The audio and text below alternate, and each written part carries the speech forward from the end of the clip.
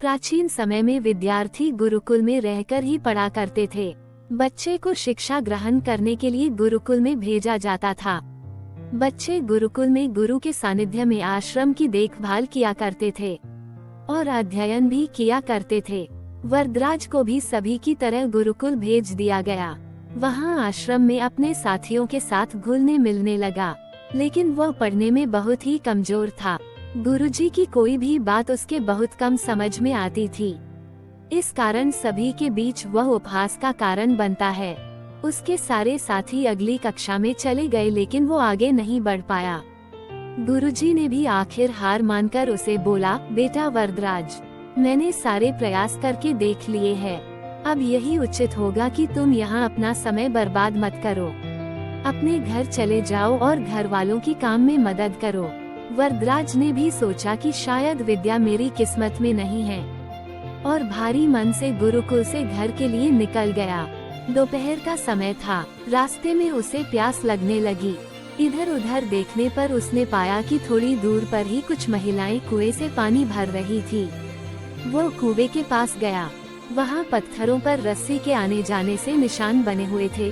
तो उसने महिलाओं से पूछा, ये निशान आपने कैसे बनाए? तो एक महिला ने जवाब दिया, बेटी ये निशान हमने नहीं बनाए। ये तो पानी खींचते समय इस कोमल रस्सी के बार बार आने जाने से ठोस पत्थर पर भी ऐसे निशान बन गए हैं। वरदराज सोच में पड़ गया। उसने विचार किया कि जब एक कोमल से रस्सी के बार बार आने जाने से एक ठोस पत्थर पर गहरे निशान बन सकते हैं, तो निरंतर अभ्यास से मैं विद्या ग्रहण क्यों नहीं कर सकता। वरदराज ढेर सारे उत्साह के साथ वापस गुरुकुल आया और अथक कड़ी मेहनत की। गुरुजी ने भी खुश होकर भरपूर सहयोग किया। कुछ ही सालों बाद यही मंदबुद्धि बालक वरदराज आगे चलकर संस्कृत व्याकरण का महान विद्वान बना, जिसने लघु सिद्धांत कौमुदी, मध्य सिद्धांत कौमुदी, सार सिद्धांत कौमुदी, गीर्वाण पद्मंजरी की रचना की। शिक्षा मोरल, दोस्तों, अभ्यास की शक्ति का तो कहना ही क्या है। यह आपके हर सपने को पूरा करेगी।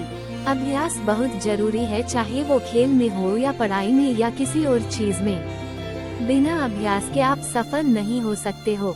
अगर आप बिना अभ्यास के केवल किस्मत के भरोसे बैठे रहोगे, तो आखिर में आपको पछतावे के सिवा और कुछ हाथ नहीं लगेगा। इसलिए अभ्यास के साथ धैर्य, परिश्रम और लगन रखकर आप अपनी मंजिल को पाने के लिए जुट जाए।